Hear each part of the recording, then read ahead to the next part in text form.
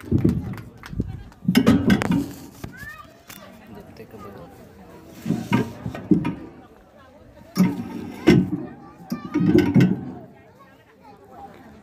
घेऊ का थोडं?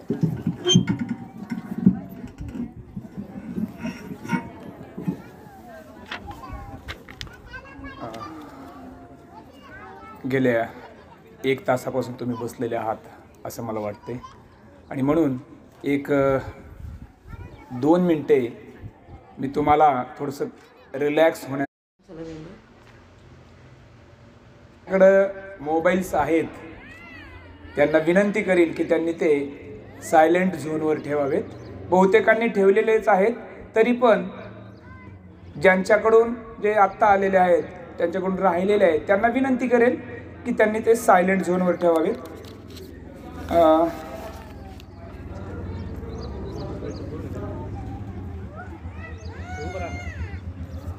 कार्यक्रमाचे सर्व संयोजक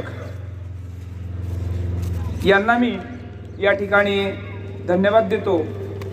अतिशय सुंदर असं नियोजन या ठिकाणी या संयोजन समितीने केले, ज्यामध्ये धम्मसाधना चॅरिटेबल ट्रस्ट यांचे अध्यक्ष सचिव सोबतच या ठिकाणी आदरणीय ज्या वाघमारे आई आहेत, ज्या आपल्यासोबत संवाद साधत होत्या, आपल्याशी बोलत होत्या आणि एक प्रचारक म्हणून ज्यांची भूमिका अतिशय योग्य आहे, अतिशय वाखण्याजोगी आहे, याचबरोबर ज्यांनी असं सुंदर असं सूत्रसंचलन केलं आणि ज्यांची धडपडसुद्धा आहे असे प्रमोद कुमारजी डोंगरदिवे सर, आत्ता जे नगरसेवक महोदय होते रावजी हिवराळे, सोबतच मला या ठिकाणी आपल्याशी संवाद साधण्यासाठी ज्यांनी संपर्क केला ते माझे स्नेही, माझे मित्र आणि भारतीय बौद्ध महासभेचे महासचिव राजेजी सदावर्ते सर, जे सतत संपर्कात असतात आणि जे सतत चळवळीसाठी ज्यांचं योगदान असतं ते आदरणीय प्रोफेसर डॉक्टर मनोजजी गवळी सर, याचबरोबर विजयजी खरात सर, सचिन खिल्लारे सर, बकीराजी वाघ सर आणि ज्यांनी सुंदर असं प्रस्तावित केलं ते पारदे सर आणि आपण सर्व, या सर्वांना आजच्या जयंतीच्या निमित्ताने मी मनपूर्वक शुभेच्छा देतो. आणि जो विषय आहे त्या विषयाच्या अनुषंगाने अगदी तुम्हाला जास्त वेळ तुमचा घेणार नाही. तुम्ही म्हणता, तुमचे चेहरे मला सांगतील की आता, कारण गेल्या ठीक आहे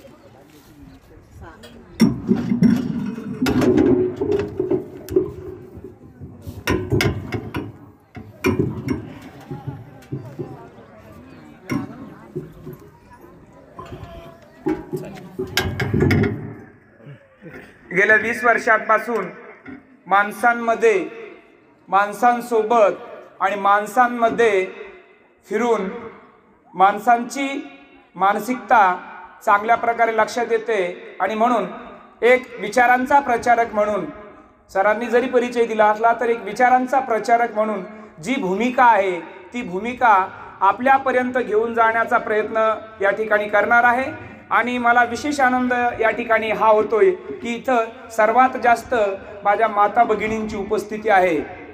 एक काळ असा होता, 18, 19 आणि 20 जुलै 1942ला बाबासाहेब आंबेडकरांनी जे देश पातळीवरची एक परिषद नागपूरला बोलवली होती आणि 1942ला बोलविलेल्या परिषदेमध्ये बाबासाहेबांचा प्रत्येक कार्यकर्त्यांना, देशभरातल्या कार्यकर्त्यांना आदेश होता, प्रत्येकाने सोबत येताना आपली पत्नी, नसेल तर मुलगी, नसेल तर आई, एक स्त्री प्रत्येकानं घेऊन यायची.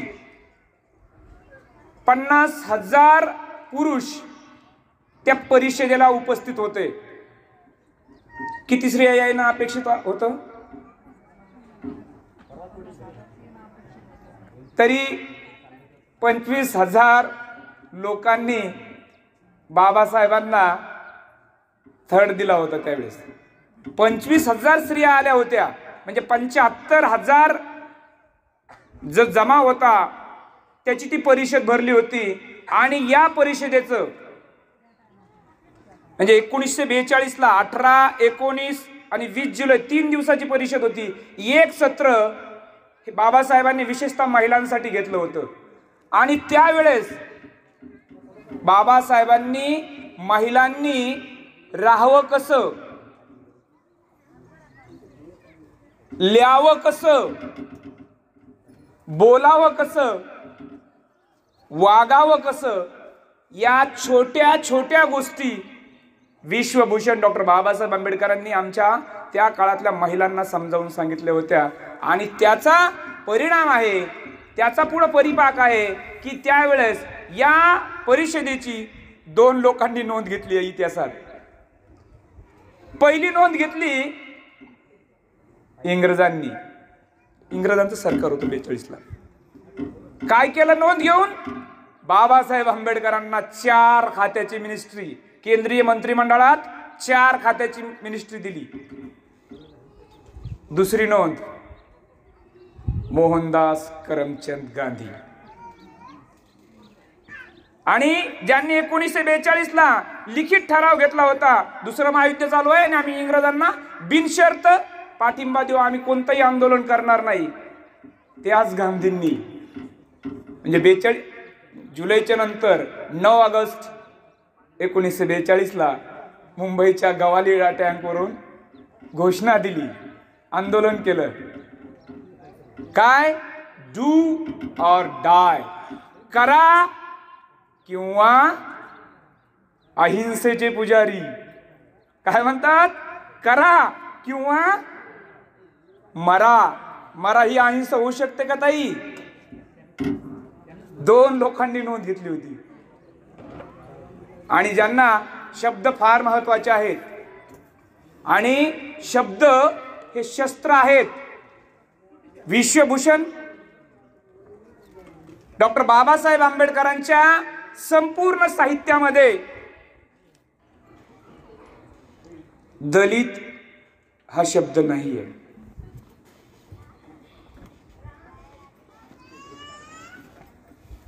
वारंवार बाबासाहेब आंबेडकरांना प्रोजेक्ट करताना जाऊ द्या किंवा सांगताना वारंवार सांगितले जाते दलितांचे कैवारी, दलितांचे काय, जाऊ दे त्या कागदाला काही किंमत नाही, दलितांचे कैवारी. परिणाम असा झाला, ज्या ओबीसी साठी त्यांचं प्रचंड काम आहे, देशातल्या सगळ्या महिलांसाठी प्रचंड काम आहे, नव्हे देशातल्या प्रत्येक व्यक्तीसाठी बाबासाहेब आंबेडकरांचं काम आहे. परंतु इथल्या ब्राह्मणी माध्यमांनी, इथल्या मनुवादी व्यवस्थेने प्रोजेक्ट करताना, लिहिताना, सांगताना बाबासाहेबांना या प्रकारे सांगितले की दलितांचे कैवारी, दलितांचे कैवारी. आणि आम्हीही बाबासाहेब आंबेडकर म्हणजे आमची प्रायव्हेट लिमिटेड कंपनी, आमची प्रॉपर्टी, या पद्धतीने प्रोजेक्ट केल्यामुळं, सांगितल्यामुळं बाबासाहेब आंबेडकरांकडं आमच्या ओबीसी बांधवांचा जो दृष्टिकोन आहे, तो दृष्टिकोन ज्या पद्धतीने त्यांनी स्वीकारायला पाहिजे होता त्या पद्धतीने स्वीकारलेला आपल्याला आढळून येत नाही. थोडंसं बोलण्याच्या ओघामध्ये काही गोष्टी आपल्यासाठी नवीन असणार आहेत आणि आपल्यासाठी निश्चितपणे चिकित्सा करणाऱ्या सुद्धा असणार आहेत. कारण बुद्ध ज्यावेळेस प्रचार करायचे, बोलायचे, जे 5 अनुयायी होते, बुद्धांनी जाओ और मेरा संदेश लोगों को करुणा से समझाओ. काय सांगितलं अनुयायांना? जा आणि लोकांना माझा जो संदेश आहे तो करुणेने, अटी शर्ती घालून नव्हे. आमची लोक आज बऱ्याचदा अटी घालतात, जय भीमच म्हणत नाही.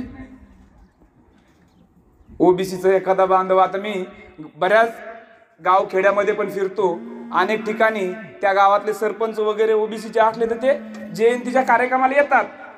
आमच्या काही 2-4च कार्यकर्ते, त्यांची धडपड असते, त्याला बसवलं ना स्टेजवर, पहिले त्याच्या कपाळाला नीळ लावायची,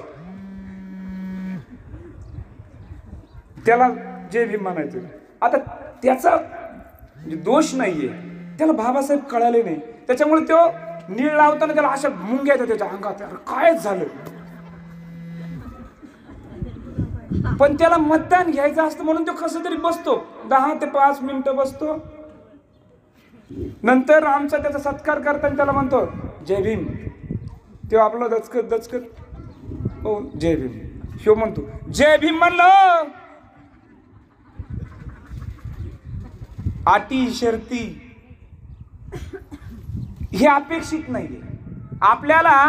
जर का त्याला बाबासाहेब कळाले तर तो स्वतः सगळं चेहरा रंगून घेईल निळीने. त्याला आपल्याला वरून लावण्यापेक्षा त्याच्या डोक्यात बाबासाहेब पोहोचविणं, ते घेऊन जाणं फार महत्वाचं आहे. आणि घेऊन जाण्याचं आजचं काय माध्यम आहे, ऐकावे लागतील त्यांना, वारंवार वाचायला द्यावे लागतील. 2च माध्यम आहेत आपल्याकडे. एक तर त्याला ते बाबासाहेबांचे जे विचार आहेत ते विचार त्यांना वारंवार ऐकावे लागतील, किंवा त्यांना ते बाबासाहेबांच्या विचाराची जी पुस्तकं आहेत ती पुस्तकं वाचायला द्यावे लागतील. आणि हा सांगितलेला विचार कोणाचा आहे तर आम्हाला चरत भिक्कवे चारिकम बहुजन हिताय बहुजन सुखाय लोकानुकंपाय आतानुहिताय आदि कल्याण मध्य कल्याण अंत कल्याण. हा जो मी जी ओळ म्हटलोय हा पाली भाषेतला विचार आहे. त्या काळामध्ये लोकांची जी संपर्काची भाषा होती, लोकांना कोणत्या भाषेत कळत होतं तर ते पाली भाषेचं प्राबल्य होतं आणि पाली भाषेत कळत होतं. आता मी काल वागरूळला होतो. आता सरांनी परिचय, मला फार इंग्रजी चांगलं जमतंय किंवा माझं संस्कृतवर पण प्रभुत्व आहे. मी जर माझी गुणवत्ता किंवा माझं नॉलेज दाखवण्यासाठी तिथं जर झाड इंग्रजी झाडली किंवा संस्कृत झाडलं, साहेब भारी आहे, पण कळालं काय त्यांना कळणार नाही. आणि कळण्यासाठी जी संपर्काची भाषा आहे ती संपर्काची भाषा आम्ही जे चळवळीचे कार्यकर्ते आहेत त्यांनी ती आचरणात आणणं, त्या माध्यमातून संवाद साधणं फार महत्वाचं आहे. मी अनेकदा सांगितले की अनेक गावखेड्यामध्ये फिरत असताना अनेकदा शहरामध्ये मी बघतो बाबासाहेब आंबेडकरांच्या स्वप्नातील भारत बघत असताना बाबासाहेब आंबेडकरांना त्यांच्या बालपणी जे बाळकडू आहे, त्यांचे जे वडील आहेत सुभेदार कोण बोल बाळा म्हणजे कबीर पंथाचा, कबीरांच्या विचारांचा त्यांच्यावर प्रभाव होता हे आपण वाचलंय. काय कबीरांचा विचार, कबीर विज्ञानवादाचा अंगीकार करणारं व्यक्तिमत्व होतं. एका ओळीत सांगेल, कबीरांचा एक प्रसिद्ध दोहा आहे, माटी का एक नाग बना के पूजे लोग लुगाया, जिंदा नाग जब घर में निकला ले काठी धमकाया, जिंदा बाप कोई ना पूजे मरे बाद पुजवाया, मुट्ठी भर चावल लेके कव्वे को बाप बनाया. आता हे बऱ्याच जणांना समजलंय, बऱ्याच जणांना समजलं नाही, त्याला समजून सांगतो. काय म्हणतात कबीर, माटी का एक नाग बना के पूजे लोग लुगाया. मातीचा चित्र करून किंवा मग कागदाचं चित्र करून, धातूचं वेगवेगळं चित्र करून नागाचं, त्या नागाची पूजा करायची. त्याला चित्रातल्या नागाला दूध, त्याला वेगवेगळे नैवेद्य, कोणत्या बोलत चला चित्रातल्या. खरा नाग जर निघला तर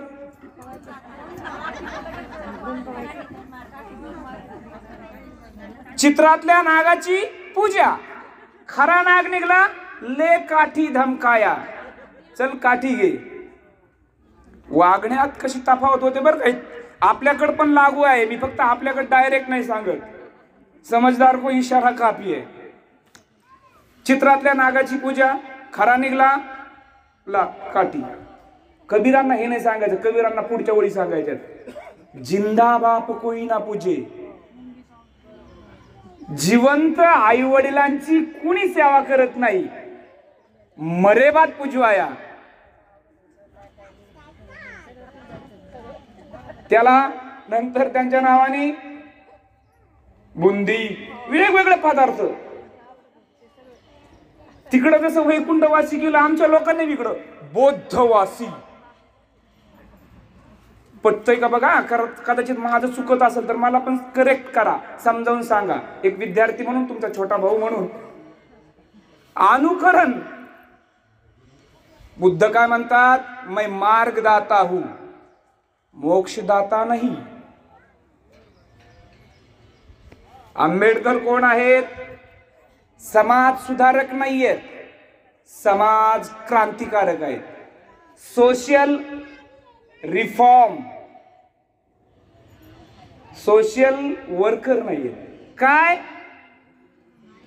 पटकन फरक समजावून सांगतो. समाज सुधारकाचं काम आहे, माझं शर्ट फाटलं, शर्ट शिवायचं. जिथं फाटलंय त्याला शिवायचं काम, सुधारणा करायचं. चुकतंय त्याला करेक्ट करायचं. बाबासाहेबांनी शर्ट फार फाटत चाललंय, त्याला पूर्ण काढून नवीन शर्ट,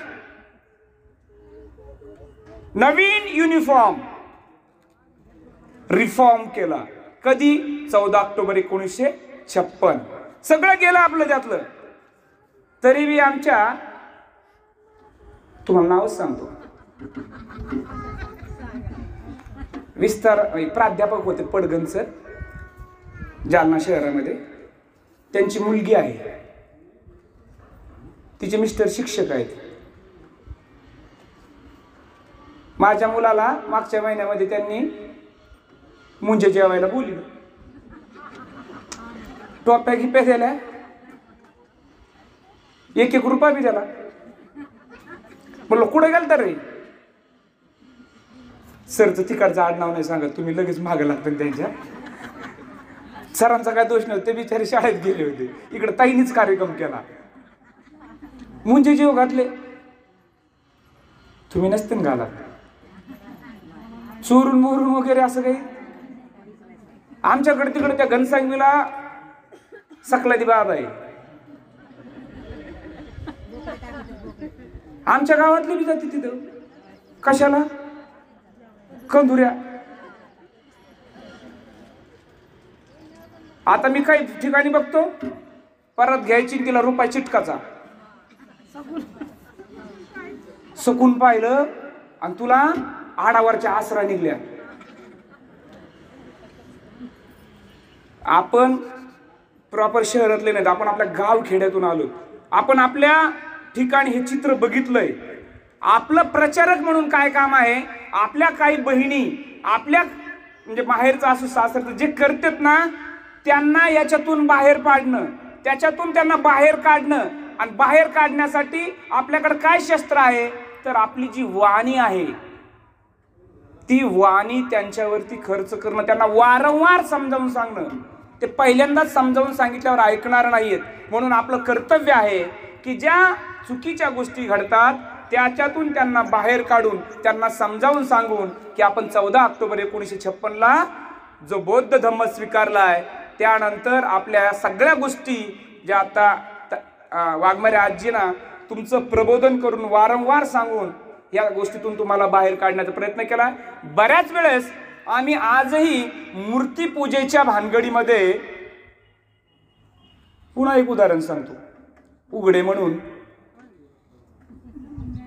मुंबईला होते, पैसा वगैरे बोला, इकडं आले आणि दुकानात राग येऊ देऊ नका बरं का, स्वामी समर्थाचा फोटो लावला. मी थोडं चळवळीचं कार्य करता, मी नुसतं पाहिलं, बोललो बी नाही, काहीच नाही त्यांना. ते म्हण सर कसं आहे समजून घ्या तुम्ही. म्हटलं मी काहीच म्हणलो नाही.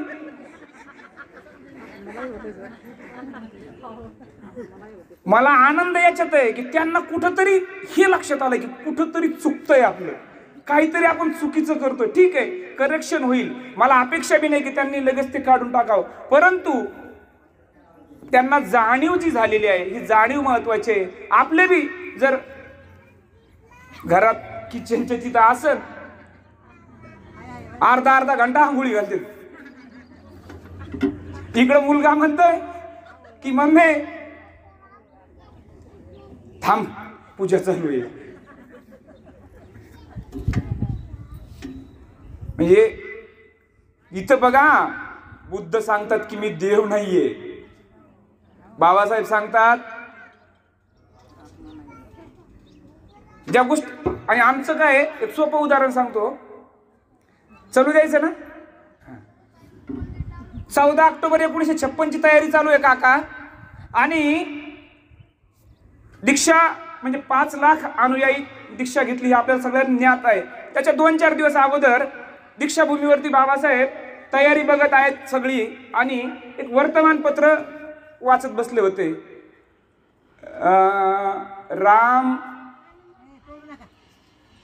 काळाराम आंदोलनाच्या नंतर ती जी दगडफेक झाली त्याच्यामध्ये जशी काठी आली ना बाबाच्या हातात, तशी काही लोकांनी केलेल्या दगडफेकीमध्ये बाबासाहेबांच्या हातात सुद्धा काठी आली होती. माहिती आहे ना. बर. आणि बाबासाहेब थोडे आराम खुर्चीवर बसायचे, वर्तमानपत्र वाचत होते. वाचता वाचता तल्लीन झाले. एक टोपीवाले जवळपास 60 वर्षाचे बाबा आले. ते पाहतात की बाबासाहेब वाचतात. त्यांनी पटकन काय केलं, बाबासाहेब वाचण्यात दंग, लगेच डोकं बुट बाबासाहेबांच्या पायात, त्यांच्या डोक्यावर, पायावर डोकं. हे बाबा दर्शन घेत आहेत. दुसरे 2-4 होते ते पण लगेच नंबरला. बघू हळूहळू अनेक रांगच लागली. आणि माणसाची प्रवृत्ती आहे, जर गर्दी झाली तर ते शांत बसत नाही, कलकल बडबड सुरू होते. आणि या ढकलाढकलीमध्ये एक जण पडला आणि त्याचा आवाज बाबासाहेबांपर्यंत गेला. आणि बाबासाहेबांनी वर्तमानपत्र बाजूला सारलं, पाहतात की रांग पाहे पाडण्यासाठी काठी होती बाबासाहेबांची. ती म्हणजे 60 वर्षाचं म्हातारं होतं, खाडकन त्याच्या डोक्यात. पत्रकार होता तरुण भारत वृत्तपत्राचा, माडखोलकर, ग.त्र. माडखोलकर. बाबासाहेबांना क्रॉस केलं. बाबासाहेब, अहो ती ज्येष्ठ व्यक्ती तुमचं दर्शन घेत आहे आणि तुम्ही त्याला काठीने मारता. बाबासाहेबांचं उत्तर, माडखोलकर, मला यांच्याकडून हेच अपेक्षित नाहीये. यांनी कोणत्याही व्यक्तीपुढं, दगडापुढं, मूर्तीपुढं यांचं डोकं ठेवणं, त्याला शरण जाणं, तिथं नतमस्तक होणं हे मला अपेक्षित नाहीये. मला यांचा जो पाठीचा कणा आहे तो ताठ करायचा आहे. यांनी कुणाही पुढे झुकलं नाही पाहिजे. माडखोलकरांच्या लक्षात आलं की ज्येष्ठ असू कोणी असू, मला हे अपेक्षित नाहीये. का?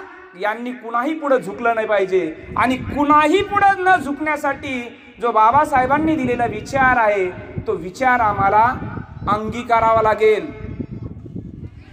बऱ्याचदा आता मी पटकन एक पंचशिलावर येऊन पुढे जाणार आहे. काय म्हणते पंचशील? पहिले शील पटकन सांगा, आजींनी सांगण्या अगोदर. आजी नाही, तुम्ही सांगायचं. पानाती पाता वैरमणी सिक्कापदम समाधियामी. काय अर्थ आहे? बोला, मी एकट्याने गुत्त नाही घेतलं, पटकन. जाणून बुणून कुणाही प्राण्यांची हिंसा करणार नाही. समजलं ना? मी कुणाही प्राण्याची, त्यात मनुष्य प्राणी आला, सगळे प्राणी आले, हिंसा करणार नाही. कोंबडे, बकर, कंदुऱ्या वगैरे या एका याच्यात येईल का? नाही येणार. हा. दुसरं काय आहे? आदिन्न दाना वैरमणी सिक्कापदम समाधियामी. अर्थ चोरी करणार नाही. यायलाच कळत, बाकीच्याला कळत नाही काय? अर्थी तर आपण प्रत्येक कार्यक्रमात घेतलं ना, आपलं लग्न झालं ना त्याच वेळेस आपण काय केलेलं आहे? पंचशील ग्रहण. शब्द फार महत्वाचे. मी सुरुवात ग्रहण नुसतं म्हणलो नाही आपण. ग्रहण करणे म्हणजे त्याला पूर्ण छोटा मोठा कोणताही घरात कार्यक्रम असेल तर काय त्रिशरण पंचशील ग्रहण करतो आम्ही, आणि ग्रहण केल्यानंतर आपलं कर्तव्य ते आचरण, अर्थ समजून घेऊन. तिसरं काय शील? कामे सुमेच्छारा वैरमणी. म्हणजे काय? सोपा अर्थ, पत्नीशिवाय सगळ्या स्त्रिया मला आई किंवा बहिणी समान आहेत. म्हणजे मी स्त्रिया म्हणलोय, पुरुष सुद्धा असेल ना म्हणत तसं.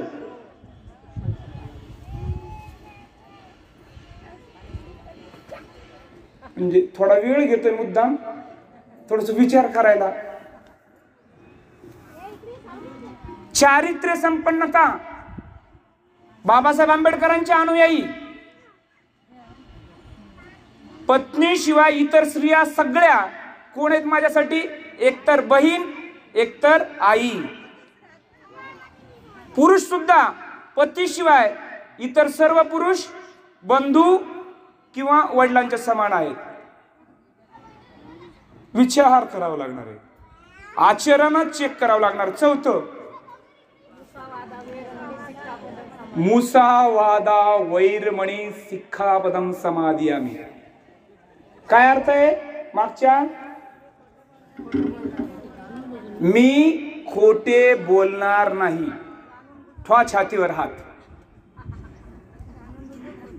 ह्या शिलाचं आम्ही किती प्रमाणात आचरण करतो, पालन करतो? प्रयत्न करू जास्तीत जास्त माझ्यासहित सगळेजण.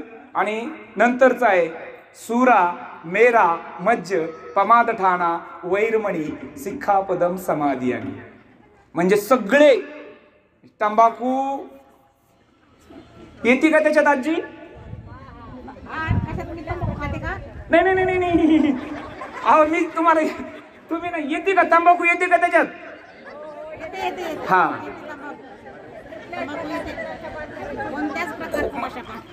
कोणत्याच प्रकारचं नशा. म्हणजे आता जे तंबाखू खाणारे असतील त्यांनी संध्याकाळी किंवा घरी गेल्यावर चेक करा. जे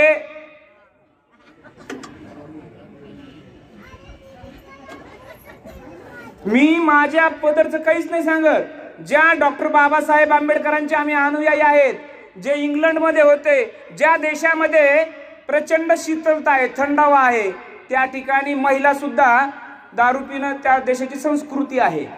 त्या देशामध्ये ज्याला आम्ही बाप म्हणतो, ज्याला महामानव म्हणतो, त्यांनी साधा टच नाही केला, स्पर्श नाही केला.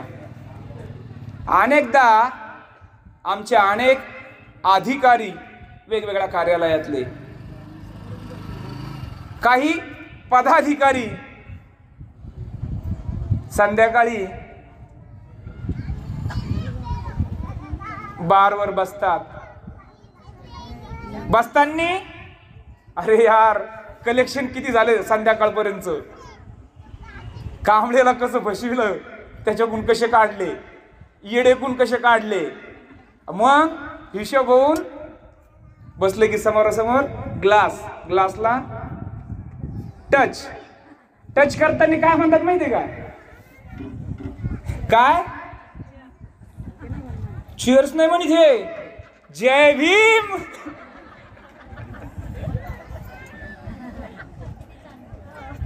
म्हणजे असंच म्हणतात का?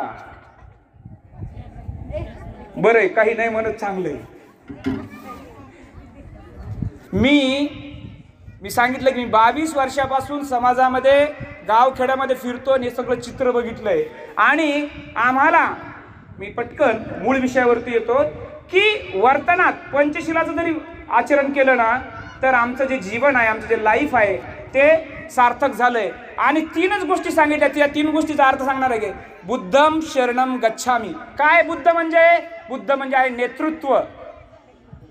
मी नेतृत्वाला शरण जातोय, मी नेतृत्वाचा स्वीकार करतोय. जे नेतृत्व आहे त्या नेतृत्वाचा मी स्वीकार करतोय. दुसरं धम्मम शरणम गच्छामी. धम्म म्हणजे काय? विचारधारा. समता, स्वातंत्र्य, न्याय, बंधुता यावर आधारित जी विचारधारा आहे त्या विचारधारेला मी शरण जातोय. तिसरं, संघम शरणं गच्छामी. संघटनाला किंमत आहे आणि म्हणून मी संघटनला, या विहाराचा विकास करण्यासाठी या कॉलनीने जे संघटन केलंय त्या संघटनमध्ये आपण सगळ्यांनी सहभागी असणं, आपलं सदस्यत्व त्यात असणं फार महत्वाचं आहे. आणि ज्याही पद्धतीने ज्यांच्याकडे वेळ आहे ते वेळ द्या, ज्यांच्याकडे बुद्धी आहे ते बुद्धी द्या, ज्यांच्याकडे पैसा आहे ते पैसा द्या, ज्यांनी श्रम करू शकतात ते श्रम करा. हे आहे बुद्धम, धम्मम आणि संगम. हे यांचा सोपा अर्थ आम्ही आमच्या हळूहळू ओबीसी बांधवांपर्यंत सुद्धा घेऊन जाणं, त्यांना समजावून सांगणं महत्वाचं आहे. एक बेसिक प्रश्न आहे परत तुम्हाला. बुद्धांच्या बाबतीमध्ये 14 ऑक्टोबर 1956 आपण बौद्ध धम्म स्वीकारला. 13 ऑक्टोबर 1956 पर्यंत इथं बौद्ध कोण होते? प्रश्न तुम्हाला. अनटचेबल लोकांनी, अस्पृश्य लोकांनी 14 ऑक्टोबरला स्वीकारलाय. आता या ठिकाणी काही बुद्धिमान माझे बांधव बहिणी पण आहेत. मुळात प्रश्न काय आहे?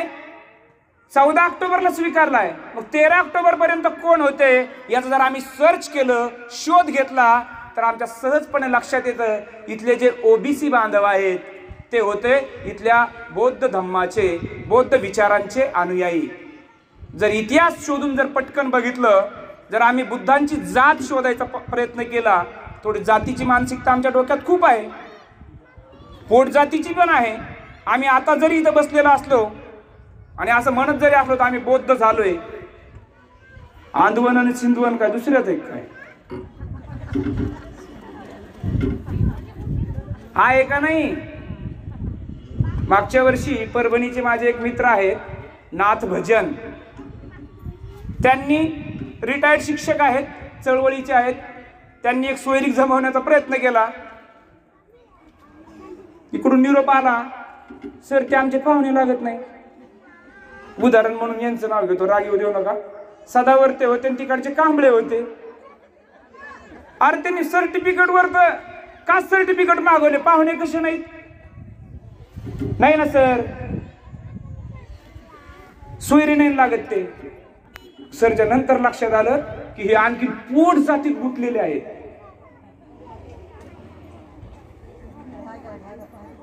पाळली पाहिजे का नाही पाळली पाहिजे?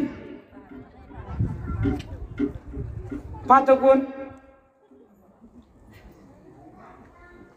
क्रांति सिर्फ विचारों से नहीं होती, विचारों के अमल से होती है. बदल फक्त बदल बदल म्हणून होणार नाही, आचरण तसं वागावं लागणार आहे. म्हणून खूप छोट्या छोट्या गोष्टी आहेत या आम्हाला मूळ प्रश्नावरती येतो की कोण होतो इथले बौद्ध. जर आम्ही शोधलं, बुद्धांची जात शोधली, तर ते शुद्धोधन जो राजा आहे त्या राजाचा मुलगा. फार म्हणजे महत्वाचं आहे, थोडस लक्षपूर्वक जर शोधलं तर तो आहे शेती प्रचंड आहे, गायी प्रचंड आहे. त्यांच्या संदर्भामध्ये निश्चितपणे बाबासाहेब आंबेडकरांचं बुद्ध अँड हिज धम्मा मधलं कोटेशन आहे, ते तुमच्या पुढे ठेवतो. काय म्हणतात Babasaheb? The Buddha and his Dhamma, Shuddhodana was a wealthy person. The lands he held were very extensive and the revenue under him was very large. म्हणजे प्रचंड श्रीमंत, प्रचंड जमीन असणारा, शेती असणारा हा राजा होता शुद्धोधन. आणि त्याचा हा मुलगा कोण? सिद्धार्थ. आणि या मुलाला, या युवराजाला लोकांचं असणारं दुःख, हे दुःख दूर करण्यासाठी तो बाहेर पडतोय, लोकांच्या दुःखाचं कारण शोधण्यासाठी बाहेर पडतोय. त्याची जर जात शोधली तर ती निघती कुणबी. शेती करणारा म्हणजे कुणबी. कुणबी कोण आहेत आजचे? ओबीसी. आपण स्वीकारलं हो 14 ऑक्टोबर आपला नाही. आपण जरी प्रायव्हेट लिमिटेड करण्याचा प्रयत्न केला ना, स्वीकारलेत आपण, दुसऱ्याचे स्वीकारलेत. ते कुणाचे आहेत? तर ते इथल्या ओबीसीचे आहेत. फक्त इथल्या ब्राह्मणी माध्यमांनी, इथल्या अनेक जे बुद्धिवंत आहेत ज्यांनी ठरवून, मनोहर भिडे ठरवून आमच्या लोकांना, जे रिटायर झाले म्हातार, पाय चप्पल घालीत नाही, पण पोरांची माथी बिघडविण्याचं काम करतोय. आपल्या पेन्शनरनी जरा विनंती आहे, विचार करा. ते डंगर, मी का म्हणतो, कारण ते पोरांची माथी बिघडायला लागले ना. द्वेष. आपल्या रिटायर लोकांना माझी विनंती आहे, खूप दिलंय कुटुंबासाठी, आता समाजाला परतफेड करण्यासाठी प्रचारक व्हा. जो विचार आहे तो विचार रोज, काय फक्त तोंड वाजवायचंय, रोज आपल्या लोकांना सांगण्यापेक्षा ओबीसी लोकांना एकदा बुद्धांची विचारधारा सांगा. ते ऐकणार नाही सुरुवातीला. जा, भेटी घ्या, गाठी घ्या. जे लाईफ आहे तुमचं, जे जीवन आहे, जे आयुष्य आहे, निश्चितपणे अशा पद्धतीनं जर टार्गेटिव्ह जर आम्ही केलं ना, तर तुमचं आयुर्मान वाढणार आहे. आता कुटुंब स्थिर झालंय, स्थावर झालंय. आता आम्हाला विचारांचे प्रचारक म्हणून कोणत्याही वेळेस इनिंग सुरू करता येते. फक्त ठरवणं महत्वाचं आहे. मला सांगा बरं, बस झालं की नाही, चालू द्यायचं का बस करायचं? हां, बरं. बुद्ध आणि भंते आनंद कौशल्य यांच्यामध्ये चर्चा व्हायच्या. डॉक्टर आंबेडकर भंते आनंद कौशल्यांसोबत चर्चा करताना भंतेंना प्रश्न विचारला बाबासाहेबांनी, तुम्हाला बुद्धाची कोणती मूर्ती आवडते हो? भंतेंनी सांगितलं की विचार करणारे जी बसलेली अवस्थेत आहे ना, ती मूर्ती मला आवडते, ध्यान साधणे. थोडा वेळ गेला, भंतेंनी बाबासाहेबांना प्रश्न विचारला, तुम्हाला? बाबासाहेबांचं उत्तर आहे, प्रचारकांच्या मुद्रेमध्ये जे निघालेले आहेत बुद्ध, चिवर परिधान केलेलं आहे, आणि फिरणाऱ्या अवस्थेमध्ये प्रचारकाच्या अवस्थेतली जी मूर्ती आहे, की जी मुद्रा आहे, ती मला आवडते. आम्हाला अनुयायी म्हणून बाबासाहेबांनी जो दिलेला संदेश आहे, विचारांचे अनुयायी, बाबासाहेबांना आवडणारी जी मुद्रा आहे, ती मुद्रा का आवडत असेल याचं जर विश्लेषण केलं तर प्रचारक होणं, विचार लोकांपर्यंत घेऊन जाणं. फक्त 5 लोक होते ज्या पहिल्यांदा 5 लोकांना विचार समजावून सांगितला. आज जगभरामध्ये अनेक देश आहेत जे बौद्ध राष्ट्र म्हणून गणले जातात. ज्या ज्या देशांनी प्रगती केली, ज्या ज्या देशांनी आज प्रगतीच्या शिखरावर आहेत, त्यांनी काय केलंय तर त्यांनी विज्ञानवादाचा स्वीकार केला. आणि विज्ञानवाद कोण शिकवतंय तर बौद्ध धम्म. जगाला क्रांती देणारा जो बुद्धांचा जो विचार आहे तो चिकित्सा करतोय. सहजपणे कोणत्याच गोष्टीवर विश्वास ठेवत नाही. चिकित्सा करा, कोणताही सहज स्वीकारू नका. हा जो विचार आहे, हा विचार विज्ञानाला जन्म देतोय. आणि तो विज्ञानवादी विचार इथल्या बुद्धांनी आम्हाला जो दिलेला आहे त्याचा आम्हाला वारंवार आचरणात आणावं लागणार आहे. पुन्हा एकदा जर आम्ही बुद्धांच्या विचारांचा प्रचारक म्हणून, पुन्हा तुम्हाला एक दुसरा प्रश्न आहे. तुम्हाला राजा माहिती आहे? राजशाही आणि सम्राट 2 नाव आहेत. काय फरक आहे राजा आणि सम्राट मध्ये?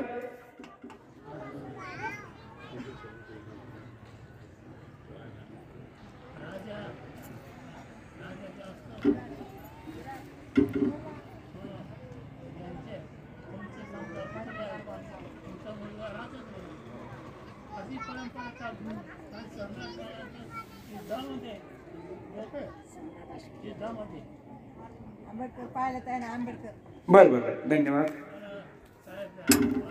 बर, ठीक आहे. बरं, तुम्ही सांगा, पटकन सांगा. हा ताई, तुला सांगतो, तुला लक्षात नाही आलं. राजा आणि सम्राट मध्ये काय फरक आहे तुलाच? ठीक आहे. म्हणू नका कशाला हाणले होते, आम्हाला प्रश्न विचारला त्याला सांगायला बोलिलं. फरक लक्षात आलं पाहिजे. काय, राजा हा त्याच्या राज्यापुरता असतो. एक कोणाचं नाव सांगता येईल तुम्हाला पटकन? शिवाजी महाराज. जे राज्य होतं सम्राट अशोक आम्हाला पटकन आवडतो. काय अनेक राजे ज्याच्या अंडर आहेत तो सम्राट. अनेक राज्य ज्याच्या ताब्यात आहेत म्हणजे वेगवेगळे राज्य. सोपं करून सांगतो, वेगवेगळे आपण महाराष्ट्रात राहतो अशा वेगवेगळे राज्य ज्याच्या ताब्यात आहेत तो सम्राट आणि तो आहे सम्राट अशोक. आणि त्या सम्राट अशोकाने ज्यावेळेस त्याच्या लक्षात आलं की बौद्ध धर्म किंवा धम्म हा काळाच्या कसोटीवरती, विज्ञानाच्या कसोटीवरती आणि शांतीसाठी सर्वात गरजेचा आहे, मग त्याने शस्त्र टेकलं. ज्याच्या म्हणजे अखंड जे राष्ट्र आहे ते ज्याच्या ताब्यात होतं त्याने स्वतः पत्नी, मुलगा महेंद्र, मुलगी संघमित्रा यांना सुद्धा विचारांच्या प्रचार प्रसारासाठी पाठवलं. याचं कारण आहे की ज्यांच्या वेळेस लक्षात आलं आणि परत आम्ही सम्राट अशोकाची बी जर जात शोधायचा प्रयत्न केलाच, मौर्य वंश आहे. चंद्रगुप्त मौर्य जर बघितलं, शेफर्ड म्हणजे जर शोधलंच तर ते धनगर आजच्या याच्यामध्ये. त्यांनी बुद्ध धम्माचा प्रसार प्रचार करण्यासाठी. पुढचा प्रश्न आहे राष्ट्रध्वज माहित आहे? राष्ट्रध्वजामध्ये किती रंगाचा राष्ट्रध्वज आहे आपला? 5, 3. तुमचा दोष नाहीये, वारंवार सांगितलं जातंय तिरंगा. गीत लिहिलं विजय विश्व तिरंगा तिरंगा तिरंगा. मुळात जर बघितलं तर किती रंग आहेत? त्यातलं जे निळ्या रंगाचा अशोक चक्र आहे त्याचा रंग पांढरा तर ऑलरेडी त्या याच्यामध्ये आहे ना. तो जो निळा रंग आहे आणि ते अशोक चक्र आहे याला हाईड केल्या जाते पद्धतशीरपणे. लहानपणापासूनच सांगितलं जाते तिरंगा झेंडा तिरंगा झेंडा तिरंगा. का? एक पॉलिसी आहे इथल्या व्यवस्थेने, हाईड अँड हायलाइट. म्हणजे जे विचार करणार आहे, जे बौद्ध क्रांतीचं प्रतीक आहे म्हणून त्याला काय करायचं? हाईड करायचं, त्याला झाकायचं आणि नसलेल्या गोष्टीला वारंवार आदळायच्या. आम्हाला त्या सत्य वाटतात. का? कारण हे जे अशोक चक्र आहे, हे अशोक चक्र जे निळ्या रंगाचं आहे, हे सम्राट अशोकाने जे गतीचं प्रतीक म्हणून, सतत गतीचं प्रतीक म्हणून ज्याला हे केलं आणि ज्याला राष्ट्र देशाचं प्रतीक म्हणून ज्याला स्वीकारलं गेलंय त्याला वारंवार हाईड केलं जाते. याच्या मागे असणारं षडयंत्र सुद्धा आम्ही समजून घेतलं पाहिजे. आणि आम्ही आता सांगताना तो 4 रंगाचा आहे अशोक चक्र जे आहे ते पण आम्ही वारंवार सांगितलं पाहिजे. हे का सांगतोय? याचं कारण आहे की आम्हाला शब्द, मी म्हटलं होतं की शब्द फार महत्वाचे. जे टिळक बाबासाहेब आंबेडकरांचं मूक नायक नावाचं जे वृत्तपत्र होतं त्याला त्याची जाहिरात केसरीमध्ये द्या म्हटले, दिली नाही. त्यांना आम्ही काय म्हणतो? लोकमान्य. मी म्हणतो तो शब्द महत्वाचे. ज्यांनी शाहू महाराजांच्या विरोधामध्ये कोर्टात खटला दाखल केला वेदोक्त प्रकरणामध्ये, फार महत्वाची गोष्टी. ज्या विनायक दामोदर सावरकरांने बाबासाहेब आंबेडकरांवरती ज्यावेळेस बौद्ध धर्माचा स्वीकार केला, फार खालच्या भाषेमध्ये टीका केली, त्याला आम्ही म्हणतो स्वातंत्र्यवीर. आयडियोलॉजी शब्द फार महत्वाचे. म्हणून आम्हाला प्रचारक म्हणून योग्य शब्दाचा, सटीक शब्दांचा वापर करणं फार महत्वाचे आहे. ज्या गांधींमुळं पुणे करार जो झाला तो आपल्या सर्वांना माहित आहे. राऊंड टेबल कॉन्फरन्स मध्ये बाबासाहेब आंबेडकरांनी संघर्ष करून जे मिळवलं होतं, ज्या 4 गोष्टी मिळवल्या होत्या त्या 4ही गोष्टी मोहनदास करमचंद गांधीच्या येरवाडा जेलमध्ये केलेल्या उपोषणामुळं जो पुणे पॅक्ट झाला, पुणे करार झाला, त्यामुळं त्या आमच्याकडून हिरावून गेल्या. 17 ऑगस्ट 1932ला जो मेमोरंडम होता, जो फार महत्वाचा होता, त्याला जर काय यांचं वाक्य, अगर अच्युतों को अलग से प्रतिनिधित्व करने वाली अगर मिलता है तो ऐसे स्वतंत्रता क्या, ऐसे कानून का मैं धिक्कार करता हूं, एम.के. गांधी.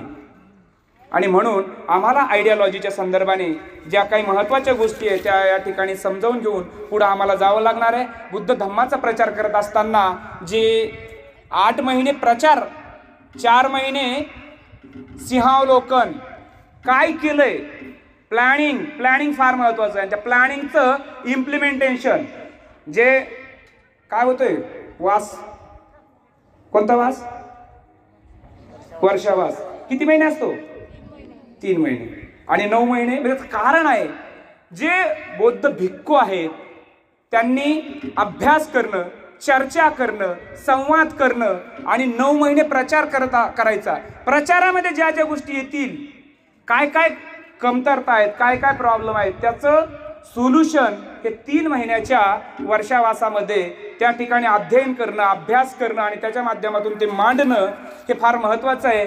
बऱ्याच वेळेस बाबासाहेब आंबेडकर या त्यांचं स्वप्न पूर्ण करत असताना स्वप्न काय होतं, आमच्या सरांनी, डोंगरदेव सरांनी एक वाक्य सांगितलं होतं की माझं अपुरं राहिलेलं काम करण्यासाठी प्राणाची बाजी लावा. बाबासाहेबांचं कोटेशन. माझं अपुरं राहिलेलं काम पूर्ण करण्यासाठी प्राणाची बाजी लावा.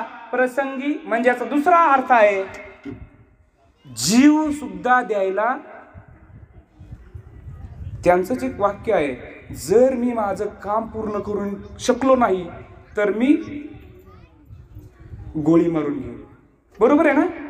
चला, आजी म्हटलं आम्हाला त्याचा विचार करावा लागेल. का म्हटले असतील बाबासाहेब आंबेडकर, असं का म्हटले असतील कामावरती. आता थोडस रमाईवर बोलणार आहे, बोलू ना सर? मला सांगा गवळी सर, रमाईचे म्हणजे रमाईला 37 वर्षाचं आयुष्य लाभलं.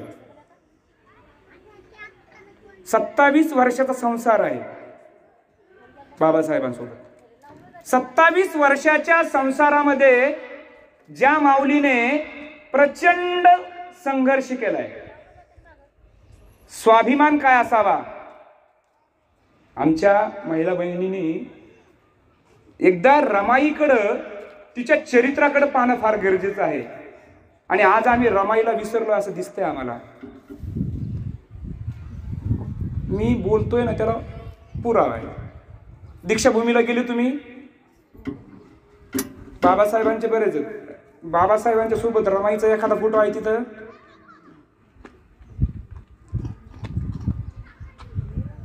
बोला. बरं, असावा का नसावा?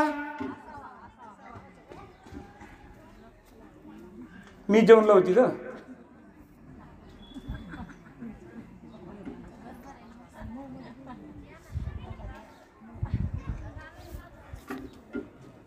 म्हणजे मी जे विसरलो, मी जे बोललोय ना, ज्या माऊली माहीत कशी होईल आमच्या मुलींना, जिथून दीक्षाभूमी हे क्रांतीचं स्थळ आहे, प्रेरणेचं स्थळ आहे.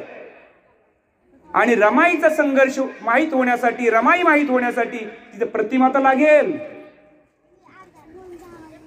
रमाई सोबत जे आम्ही धोकेबाजी करत आहोत ना, ही फार वेदनादायी आहे. अरे ज्या माऊलीने स्वतःच्या नवऱ्याचा अपमान होऊ नये म्हणून जी रात्रीच्या अंधारामध्ये शेण वेचायची, त्या गौऱ्या थापायची आणि विकायची, शाहू महाराज म्हणतात तू माझी मुलगी आहे, मी तुला आर्थिक मदत करतोय, 1 रुपया घेत नाही.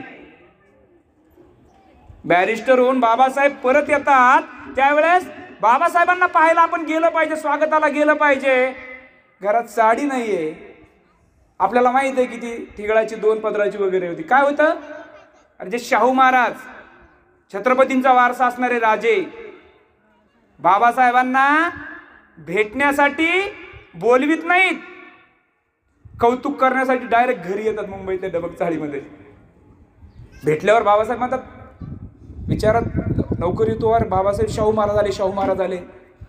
पटकन शर्ट घालतात, भेट होते. बाबासाहेब चर्चा होते दोघांची. राजे तुम्ही फक्त संदेश जरी दिला असता तर मी आलो असतो ना. शाहू महाराजांचे उद्गार आहेत, मी जरी राजा असलो तरी तुम्ही विचारांचे, बुद्धीचे, ज्ञानाचे राजे आहात. मी जरी जनतेतला त्या प्रांताचा राजा आहे, पण तुम्ही ज्ञानाचे राजे आहेत. आणि म्हणून एक राजा दुसऱ्या राजाला भेटण्यासाठी आला, यात काही वावगं वाटून घेऊ नका. आणि त्यावेळेस किंवा त्याच्यानंतर त्यांनी जो दिलेला त्यांना जरीचा फेटा बांधून जो बाबासाहेबांचा सत्कार केलाय, तो आपल्या सगळ्यांना माहिती, तो फेटा नेसून रमाई जातात. वारसा कुणाचा चालू होतो ते बाबासाहेब, तर वारसा चालवायचे ज्यांचे ते 3 जे गुरु आहेत, सामाजिक गुरु, राजकीय आणि आध्यात्मिक.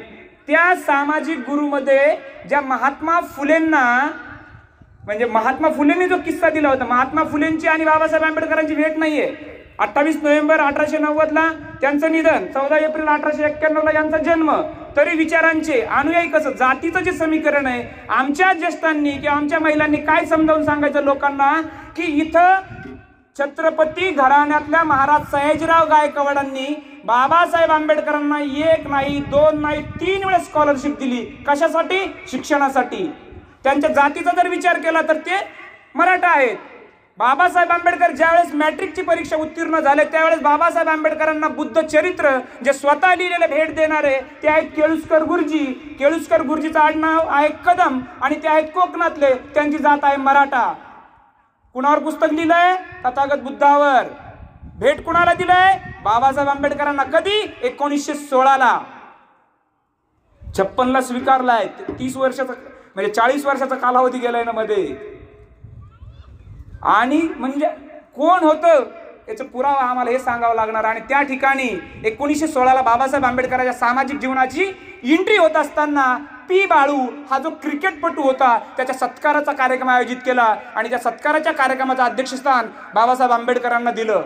पी बाळू हा उत्तम दर्जाचा क्रिकेटपटू होता, त्याला पालवणकर बाळू. फक्त तो शेड्यूल कास्ट होता, चर्मकार समाजातला होता, म्हणून आपल्यापैकी अनेक लोकांना त्याचं नावच माहित नाही. होतं तुम्हाला माहित? क्रिकेट मधलं कोणाचं नाव माहिती आहे तुम्हाला? त्याच्याही पेक्षा म्हणजे जो होता ज्याला ही जी नावं आहेत ना, जे हाईड केलेत ना, मी पटापटा सांगणार आहे. हे बघा, तारखेसोबत पण आमच्या फार हे झालंय. 31 डिसेंबर ही जी तारीख आहे, जिला आम्ही आता 31 म्हणतो, काय त्या तारखेचं महत्व?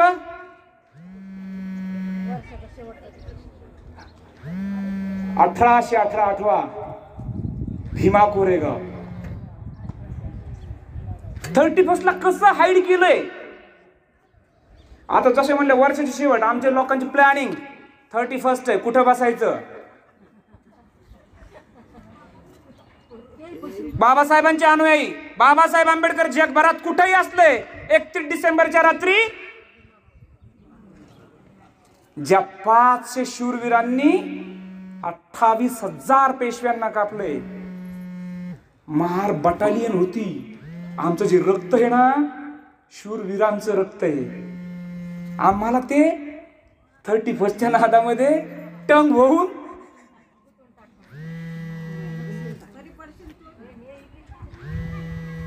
लक्षात आलं पाहिजे धोकेबाजी. काय 6 डिसेंबर तसंच जाणीवपूर्वक बाबरी मस्जिद पाडली. तारीख महागा पुढे होती, पण त्यांना माहित आहे हे सगळे मुस्लिम बांधवांमध्ये काय मेसेज गेला? काला दिन, ब्लॅक डे, अटॅचमेंट होऊ नये. 26 नोव्हेंबर काय संविधान मिळालं आम्हाला. त्याला दुसरं काय केलं? जाणीवपूर्वक देशाच्या संसदेवर हल्ला त्याच तारखेला. तुमच्या तारखा बदनाम केल्या, तुम्ही त्याच्यापासून दूर व्हावे. कारण बघा तुम्ही, गाव खेड्यामध्ये शहरामध्ये 31ला सगळ्यांचं प्लॅनिंग असतंय. शूरांचं आम्हाला भीमा कोरेगाव आठवत नाहीये. 500 म्हणजे 28,000 भागिले 500 केले तर उत्तर येतंय 56 इंचाची छाती वगैरे ती आमची आहे. नंतर काही लोक म्हणायला लागले हा जो शूरांचा इतिहास आहे तो आमचा इतिहास आहे. हाही आम्ही जाणून घेतलं पाहिजे. तारखेंच्या बाबतीत जी जाणीवपूर्वक जे हाईड केलं जातंय, जे हायलाईट होणं गरजेचं आहे, सर्वसामान्यापर्यंत घेऊन जाणं महत्त्वाचं आहे. त्याच्याही बाबतीमध्ये अनेकदा अशा पद्धतीची होणारी धोकेबाजी आम्ही रोखली पाहिजे. आणि 31 डिसेंबरला नाही आम्ही भीमा कोरेगावला जाऊ शकत, तर आमच्या विहारामध्ये काय सांगितलंय, विहार हे प्रचाराचे आणि प्रसाराचे ज्ञान केंद्रे झाली पाहिजेत, ज्ञानाची केंद्रे.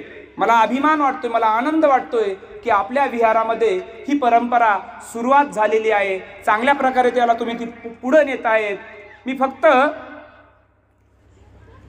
जोसेफ मॅझिनी नावाचा एक तत्ववेत्ता आहे, त्याचं वाक्य आहे, today's problem is not the ignorance of knowledge, today's real problem is that illusion of knowledge. मराठीमध्ये अर्थ सांगतो. आजची जी समस्या आहे ही लोकांना माहीत नाही ही नाहीये, तर काय आहे, इल्युजन ऑफ नॉलेज. लोकांना भ्रम झालाय, मला हे माहीत आहे, मला सांगायची गरज नाही, ते आमच्या रक्तातच आहे. बाबासाहेब बुद्ध तुम्ही सांगायचे आमच्या रक्तातच, बाय ब्लड. जोसेफ मॅझिनीचं वाक्य, बाबासाहेब त्याला पुढे जाऊन म्हणतात, काय म्हणतात की हे जो भ्रम झालाय ना, एक सोपं उदाहरण सांगितलं. एक SBI बँकेचे मॅनेजर होते. एक दिवशी दर रविवारी त्याची पत्नी बाजारात जायची इथल्या मंडीमध्ये. एक दिवशी पत्नी आजारी पडली म्हणून ते गेले बाजारात जाताना त्यांनी काही भाजीपाला वगैरे घेत गेले. काही टमाटे वगैरे घेतले, नंतर बटाटे घेतले, बरेच भाजीपाला वगैरे घेतला. एक ताई भाजी विक्रेती, साहेब तुम्ही पहिल्यांदा आले ना म्हणे बाजारात. साहेबाला फुगला ना छाती, अरे वा, अरे मी तर कधीच आलो नाही, पण ही बाई मला ओळखते, मी तर बँकेचा मॅनेजर एवढा मोठा. हो म्हणे ताई तुम्ही कसं ओळखलं. मी नाही म्हणे, कोणी ओळखू शकतो तुम्हाला, पण मी इतका पॉप्युलर आहे. फुगत गेली छाती. आणि कसं काय ओळखलं. भाजीपाला घेताना सगळ्यात अगोदर तुम्ही जे टमाटे घेतलेत ना,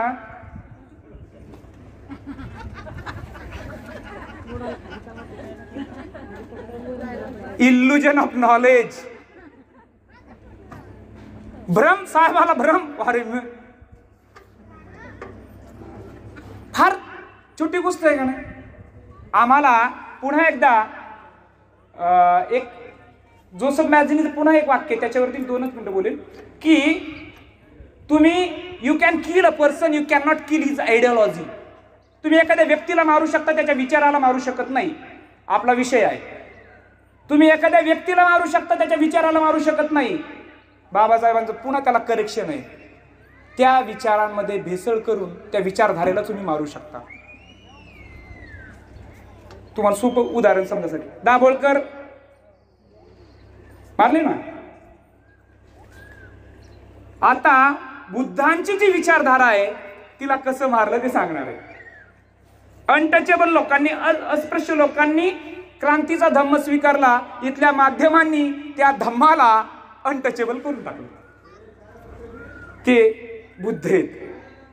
म्हणजे महारांनी स्वीकारला, मातंगांनी काही स्वीकारला, काही चर्मकार ज्यांनी स्वीकारला, त्या लोकांकडे पाहण्याची इथल्या माध्यमांनी असं त्यांना दाखवलं की अनटचेबल लोकांनी स्वीकारला, अस्पृश्य लोकांनी स्वीकारला. आणि म्हणून अस्पृश्य लोकांनी स्वीकारलेला जो धम्म आहे, जो क्रांतिकारक आहे, पण त्याला काय केलं, ते बोलताना या तिरस्काराने किंवा या नजरेने ते ओबीसीचे लोक बोल, ते बुद्ध आहेत. म्हणजे जी विचारधारा किंवा विचारधारेला कशा पद्धतीने मारल्या जातंय याचा आम्हाला सहजपणे लक्षात येतंय. आणि मग ही विचारधारा जर आम्हाला जिवंत ठेवायची असेल, बाबासाहेबांचे अनुयायी म्हणून जर पुढे जायचं असेल, तर आम्हाला जे अनुयायी आहे, बाबासाहेब म्हणतात की जर विचारांमध्ये भेसळ न होऊ देता, जे आंदोलन सिंधवन आहे किंवा नंतर महायान हिनयान जे आलंय, ही सगळी त्या विचारधारेमध्ये केलेली भेसळ आहे. जो पवित्र, जो दिलेला जो विचार आहे, तो विचार फार महत्वाचा आहे. आणि मला हा भारत बौद्धमय जो करायचा आहे, त्याच्यासाठी आम्हाला प्रत्येकाला, इथं बसलेल्या प्रत्येकाला, जे घरी आहेत त्यांना सुद्धा एक व्यक्तीला, फार जास्त नाहीये, एक व्यक्तीला जोडण्यासाठी पुढे जावं लागणार आहे. कारण action without vision just timepass. आम्ही एखादी कृती करत असेल आणि व्हिजन नसेल, उद्देश नसेल, तर ही जी होणाऱ्या ज्या कृती आहेत तो टाइमपास आहे, असं हे जे तत्ववेत्ता म्हणतोय त्यालाही आम्हाला एकदा विचारात घ्यावा लागणार आहे. मी 10 मिनिटांमध्ये संपवं, कारण आता 12 वाजतेत असं वाटतंय. बरोबर ना?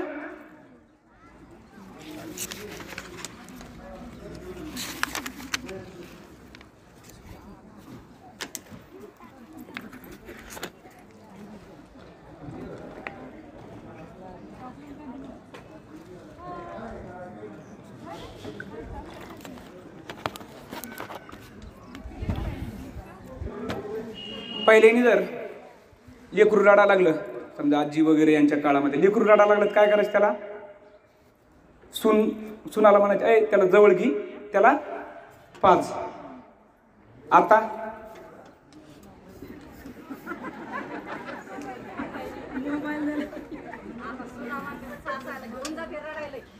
नाही, त्यांनी आता तुम्हाला तसं बी म्हणत नाही. काय त्याच्यात आईची जागा कोणी घेतली? परिणाम काय झाला बघा, परिणाम. आता बऱ्याच घरामध्ये ही जी पिढी आहे, आई वडिलांचा सन्मान का करत नाही, आई वडिलांना खालच्या भाषेत का बोलते. अनेकदा गाव खेड्यात बघतोय मायबापाला काढून देणारी अवलाद आहे. शेती वाटून घेतली, अनेक म्हाताऱ्या जवळ येऊन रडतात, त्यावेळेस अश्रू मला पण अनावर होतात. का? पोरग सांभाळीत नाही किंवा सुनबाई अशा पद्धतीने. हे जे चालू आहे याला कारण आहे, आम्ही प्रगत तंत्रज्ञानासोबत अपडेट होताना जे चुकीचे काही जे गोष्टी आहेत त्या आमच्यामध्ये इन्व्हॉल्व होत आहे, आणि त्या मोबाईलच्या अतिवापरामुळं हे जे दुष्परिणाम घडत आहेत. मी वेळेच्या अभावी थोडंसं त्यावरती जास्त बोलणार नाही. पुन्हा एकदा आपण नंतर एखाद्या दिवशी त्याच्यावरती संवाद साधूया. मी अगदी थोडक्यामध्ये आपण प्रचारक म्हणून समजावून सांगत असताना लोकांपर्यंत कसं गेलं पाहिजे या 2-4 गोष्टी सांगून थांबणार आहे. धम्मांच्या बाबतीमध्ये मी सांगितलंय तसं बाबासाहेबांना मदत करणार, जसं सयाजीराव गायकवाड आहेत. शाहू महाराजांनी बाबासाहेब आंबेडकरांना जे मूक नायक आहे त्या मूक नायकसाठी 20,000 रुपयाची आर्थिक योगदान दिलेलं आहे. शाहू महाराजांनी जो सत्कार केलेला आहे तोही आपल्याला माहित आहे. माणगाव परिषदेमध्ये माणगावला त्यांना बोलवलंय, आणि 1920ला जी परिषद बोलवली होती त्या परिषदेमध्ये त्यांचा जो नेतृत्वाच्या संदर्भाने केलेला जो शिक्कामोर्तब आहे शाहू महाराजांनी, त्या दोघांच्या मध्ये असणारं जे नातं आहे, गायकवाड सयाजीराव गायकवाडांच्या सोबत असणारं जे नातं आहे, केळुस्कर गुरुजी सोबत असणारं जे नातं आहे, सोबतच जी 25 डिसेंबर 1925ला महाडला जी परिषद भरली होती त्या ठिकाणी जी मनुस्मृती दहन केली, त्या मनुस्मृती का दहन केली त्याचं जर आम्ही विश्लेषण केलं, त्याला जर बघितलं, त्याच रायगडावरती छत्रपती शिवाजी महाराजांचा इथल्या मनुस्मृतीने अपमान केला. काय म्हटले? तुम्ही शूद्र आहात, तुमचा राज्याभिषेक करता येणार नाही. गागा भाटाला तिकडून हाणावं लागलं. अपमान केला. वेदोक्त प्रकरणामध्ये शाहू महाराजांचा अपमानच केलाय. केस वगैरे जे केले त्या छत्रपती शिवाजी महाराजांचा झालेला जो अपमान आहे त्या अपमानाचा बदला त्याच मनुस्मृतीचं दहन केलं. म्हणजे ती परिषद घेण्यासाठी ज्यांनी जागा दिली होती, कोणीच जागा द्यायना, एका मुस्लिमांनी ती जागा दिली. शौकत अली जो आहे राऊंड टेबल कॉन्फरन्स मध्ये, त्या शौकत अलीने राऊंड टेबल कॉन्फरन्स मध्ये गांधी करत असलेली जी धोकाबाजी आहे त्या धोकेबाजीच्या संदर्भामध्ये भूमिका मांडली आणि सांगितलंय की गांधी मला असं म्हणतात आणि ते तुमच्या ज्या मागण्या आहेत त्याला विरोध करायला सांगतात, परंतु तुम्ही विरोध करणार नाही. शौकत अली बाबासाहेब आंबेडकरांच्या सोबत उभे राहिले, त्यांना पाठिंबा दिला. म्हणजे हे जे नातं आहे, ज्या महात्मा फुलेंना इथल्या पुण्यातल्या लोकांनी जो त्रास दिला, इथल्या भटांनी, बामणांनी, काही सनातनी लोकांनी, त्यावेळेस त्यांना सहारा देणारा, त्यांना मदत करणारा उस्मान शेख हा मुस्लिम आहे. म्हणजे हे जे नातं आहे हे सगळं नातं आम्हाला मुस्लिम बांधवांपर्यंत जाताना, ओबीसी बांधवांपर्यंत जाताना या गोष्टी जाणीवपूर्वक अभ्यास करून त्या लोकांपर्यंत घेऊन जाणं महत्त्वाचे आहे आणि एकाला एक करून ते लोक जोडणं फार महत्त्वाचे आहे. आम्ही अशा पद्धतीनं जर गेलो तर खऱ्या अर्थानं जो बहुजन भारत आहे किंवा बौद्धमय भारत आहे तो बौद्धमय भारत सहजपणे होऊ शकतो. अगदी शेवट करत असताना नानकचंद रत्तूंनी सांगितलेला जो किस्सा आहे म्हणजे बाबासाहेबांसोबत असणारे जे सगळे जर लोक बघितले तर ते 18 पगड बहुजन जातीतले आहेत. शिवाजी महाराजांनी जे राज्य बनवलंय हे सगळे 18 पगड बहुजन जातीतले लोक होते. ते एका नावामध्ये एका शब्दामध्ये ते एकत्र आले होते. तो शब्द होता मावळा. आपल्याला सगळ्यांना ओबीसी बांधवापर्यंत सांगत जात असताना बाबासाहेबांनी ओबीसीचा कसा विचार केला तर त्यांना एकच सांगायचं हे 340 341 342 भारताचं संविधान. या संविधानामध्ये 340 ला ओबीसी साठी तरतुदी आहेत. साळी माळी तेली तांबोळी कुणबी मराठा या सगळ्यांसाठी 340. नंतर 341 ला एससी 342 ला एसटी. ही गोष्ट कारण अगोदर 340 येतंय नंतर 341 नंतर 342 आर्टिकल जे आहे कलम जे आहेत या पद्धतीने आम्हाला त्या लोकांना समजावून सांगत असताना त्यांना जोडावं लागणार आहे. जोडण्याची जी भाषा आहे जोडण्याची जी आयडियोलॉजी आहे ती आमच्या महापुरुषांची आहे आणि म्हणून आमच्या महापुरुषांनी सांगितलेला जो विचार आहे तो विचार आम्हाला आमच्या बांधवांपर्यंत घेऊन जात असताना आमच्या बहिणीपर्यंत घेऊन जात असताना त्यांना करुणाने प्रेमाने समजावून सांगणं वारंवार त्यांच्यासोबत संवाद साधणं. पहिल्याच वेळेस ते ऐकणार नाहीत कारण 4000 वर्षाची गुलामी आहे ती पटकन जाणार नाहीये आणि तिला खरबडून काढण्याचा प्रयत्न करू नका. जर खरबडून काढण्याचा प्रयत्न केला तर जखमा होतात आणि ते कधी आपल्यासोबत अटॅच होणार नाहीत जुळणार नाहीत. आणि म्हणून प्रेमाने संवादाने वारंवार पुस्तकं देऊन विचार देऊन बोलवून संवाद साधून चहा पाजून जर जोडत गेलो तर निश्चितपणे माणसं जोडले जातात. याचं आपल्याला अनेकदा याचं उदाहरण आपल्याला समजतंय. मी नानकचंद रत्तूंने जो 31 जुलै 1956चा जो किस्सा आहे तो किस्सा तुमच्या पुढे ठेवतोय. रत्तू दिवसभरात आलेले टपाल घेऊन बाबासाहेबांकडे गेले. काही वेळ नानकचंद रत्तूंने बाबासाहेबांना डिक्टेशन केले परंतु मध्ये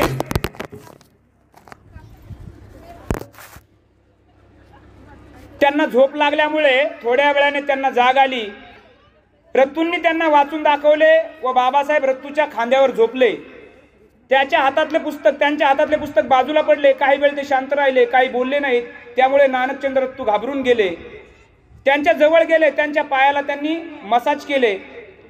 घाबरत घाबरत बाबासाहेबांना विचारले अलीकडे आपण दुःखी आणि खिन्न दिसता. अधूनमधून डोळ्यामधून पाणी का गाळता.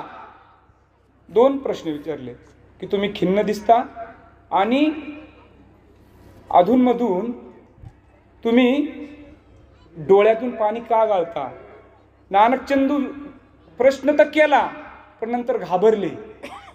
पुन्हा म्हणतात मी हे विचारतोय कृपया मला क्षमा करा. मी कारण तुम्ही माझे मार्गदर्शक आहात तरी मी हे विचारतो पण मला क्षमा करा. बाबासाहेब उत्तर देतात नानकचंद तू माझ्या लोकांना सांग की मी त्यांच्यासाठी जे काही मिळवून देऊ शकलो ते मी एकट्याच्या बळावर मिळवले आहे. ते करताना पिळवटून टाकणाऱ्या संकटांचा आणि अनंत अडचणीचा मुकाबला मला करावा लागला. सगळीकडून माझ्यावर शिव्या शापांचा वर्षाव सतत होत राहिला. जन्मभर मी माझ्या विरोधकांशी संघर्ष केला. माझ्या स्वतःच्या काही लोकांनी मला गंडवले. त्यांच्याशीही मी 2 हात केले. मी माझ्या आयुष्याचा अखेरच्या क्षणापर्यंत देशाची व इथल्या शोषितांची सेवा करीतच राहीन.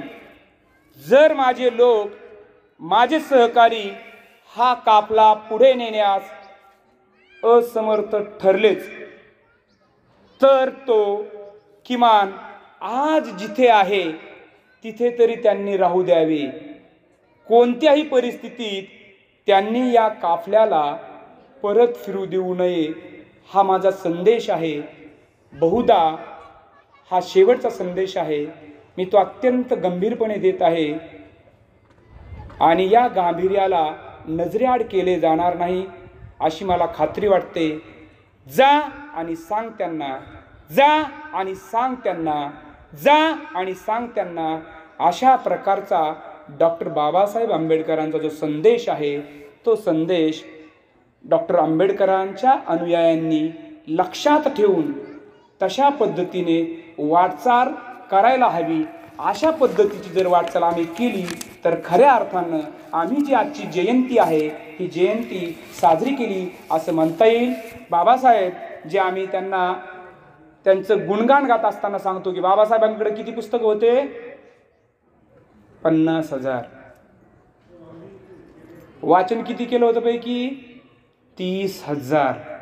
टिपण काढलेले होते, रेषा मारलेल्या होत्या. परत आपल्याकडे प्रश्न विचारायचा, आपल्या घरात किती?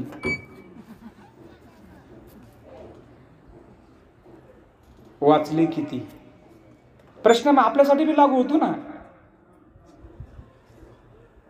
वारसा सांगत असताना आम्ही सांगतो, कोण जगातला एकमेव महामानव ज्यांनी पुस्तकासाठी, आमच्या घरात पुस्तकासाठी जागा तरी. बोलताना बऱ्याच वेळी बघतो की आमच्या बाबासाहेबांचे जे अनुभव आणि आठवणी या पुस्तकामध्ये नानकचंद्र रत्तूने अनेक लिहिलेत की हे का रडत होते, म्हणजे छाती किंवा डोकं ठेवून जे रडत होते याचं कारण त्याच वेळेस त्यांना ही लोकांनी केलेली जी धोकेबाजी आहे, ज्या लोकांना 25 लोकांना विदेशात पाठवलं का की ते माझ्यासारखेच त्यांनी शिकावं. एक बाबासाहेब शिक्षित झाले आणि समाजाचा प्रसार प्रगतीसाठी ह्या 25 लोकांनी त्या पद्धतीनं करावं म्हणून त्यांना विशेष हे करून पाठवलं. गद्दार झाले म्हणून वामनदादा कर्डकांना म्हणावं लागलं, भीमा तुझ्या मताचे जर 5 लोक असते, तलवारीचे तयाचे न्यारेच टोक असते. वाणीत बोलताना जय भीम कडक लाल भडक निळा, वाणीत भीम आहे, करणीत भीम असता. वर्तन तुझ्या पिलांचे सारेच चोख असते. आम्हाला निश्चितपणे याच्यातून आम्ही बदललोय, आम्ही खूप पुढे गेलोय. शेवटचं या विषयाच्या अनुषंगाने जे 8,000 पुस्तकं आहेत, आता म्हणजे 12:05 झाले, तुम्ही काय उठायचं नाव घ्यायना, तुमचे चेहरे पण तुम्हाला असं वाटतं की आणखीन चालू द्यावं. परंतु मानसशास्त्र आहे, मी म्हटलं होतो तुम्हाला असं परत ऐकावं वाटत असेल. रात्री वाघरुळला म्हणजे जवळपास आमच्यामध्ये जे बदल जो झालाय, 7 वाजता काही महिला पुरुष तिथे ऐकायला बसले होते. रस्ता खराब असल्यामुळं तिथे 1 तास अगोदर तिथले एक बँकेचे मॅनेजर होते रगडे, ते बोलले. 8 वाजता मी गेलो, म्हणजे 7 पासून रात्रीच्या 10:30 पर्यंत कुणीच हल्लं नाही, उपाशीच. शेवटी ऐकायच्या आणि सगळ्या मर्यादा असतात. फक्त आता हा जो विचार पटलेला आहे, मी फार छोटा कार्यकर्ता आहे, तुम्हाला खूप मोठी माहिती आहे, फक्त एक पुस्तकाच्या माध्यमातून आहे. एकदा संबोध आहे ना सर, इथं गेलाय का? अरे सर त्याचं लगेच एक हे करायचं होतं. ठीक आहे, हे माझं पुस्तक आहे. अशी 2 पुस्तकं आहेत. भारताचे महानायक महानायिका, संत चळवळ आणि महामानव यांना एकत्र केलंय. एखाद्या ओबीसीच्या माणसाला जर तुम्ही म्हटले रमाई वाच, सहजपणे नाही तयार होणार. त्याच्यामध्ये एक ओबीसीचा माणूस आहे जोगदंड नावाचा तलाठी, त्याला हे पुस्तक दिलं. त्याचा मला रिप्लाय आला मागच्या वर्षी, सर हे पुस्तक जर नसतं ना, रमाई मला माहीतच नसती झाली, पण मी वाचली आणि मी रडलो, माझी पत्नी रडली. आमच्या शेजारी एक सय्यद सर राहतात म्हणे, सर एक 5 कॉप्या त्यांना पण द्या म्हणे. त्याच्यामध्ये काय केलंय, बऱ्याच वेळेस संतांचं जे काम आहे ना, फुले शाहू आंबेडकरांनी पुढे नेलंय. कारण मूकनायकची जी जर बघितलं तर त्याच्यात संत तुकाराम महाराजांचा अभंग आहे. नसे म्हणजे मुकियांचा जाण किंवा नसे जगी कोणी मुकियांचा जाण निशंक हे तोंड वाजविले, हा जो अभंग आहे तो अभंग मूक नायकच्या फ्रंटवर आहे. तो संत तुकाराम महाराजांचा आहे. कबीरांचा प्रभाव जे म्हटलं होतं, जो कबीर आहे, कबीरांनी जो विज्ञानवाद शिकवलाय तो पुढं ही जी मुवमेंट आहे ना, संतांनी तेच काम केलं. पण बरेच वेळेस संतांना इथल्या व्यवस्थेने भक्तीच्याच हे केलं, त्यांचं पण क्रांतीचं काम आहे. आणि म्हणून त्यांना कुठंतरी समन्वय साधून हे एक जे आहे त्याला लॉकडाऊन होतं. मग गेलं तर पाहिजे, काम तर गेलं पाहिजे. भास्कर पेरे जे आहेत पाटोद्याच्या ग्रामपंचायतमध्ये, त्यांनी बोलवलं, पाहिलं, त्या ग्रामपंचायतमध्ये याचं प्रकाशन झालं. सहज जर औरंगाबादला गेले तर सहज बघा एकदा पाटोदा गाव, बजाजनगरचे तिथं आहे. आदर्श ग्रामपंचायत कशी असते, व्यवस्था कशी असते, 3 टाइम नळाला पाणी कसं येतं, गरम पाणी आंघोळीला वगैरे, सगळ्या छोट्या छोट्या गोष्टी तो नाही.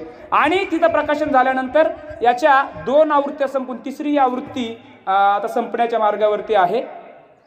हार, शाली, फुलं याच्यावरती खर्च करणारे आम्ही लोक नाही आहेत. आम्ही ज्ञानाची जी ज्योत आहे किंवा ज्ञानाची पताका सांगणारे, किंवा आम्ही वारसा सांगताना सांगतो की पुस्तक हे मस्तक घडवतं आणि घडलेलं मस्तक कुणापुढेही नतमस्तक होत नाही. ज्यांना असं वाटल त्यांच्यासाठी हे 100 रुपये किमतीचं आहे. सर या ठिकाणी बसलेले आहेत, नंतर कार्यक्रम झाल्यावर त्यांनी ज्यांना आवश्यक आहे त्यांनी घ्यावं. मी शेवट करत असताना फक्त वामनदादाच्याच काही ज्या ओळी आहेत त्या तुमच्या पुढे ठेवून शेवट करणार आहे. तुफानातील दिवे आम्ही हो, तुफानातील दिवे, वादळ वारा पाऊस धारा, मुळीना आम्हा शिवे. तुफानातील दिवे आम्ही हो, तुफानातील दिवे. शेवटचं कडवं घेऊन, जाळू परंतु धरती उजळू, जाळू परंतु धरती उजळू, प्रकाश येथे असाच उधळू, सदा चांदणे सुखी नांदणे, हेच आम्हाला हवे. तुफानातील दिवे आम्ही हो, तुफानातील दिवे. जय भीम, जय भारत.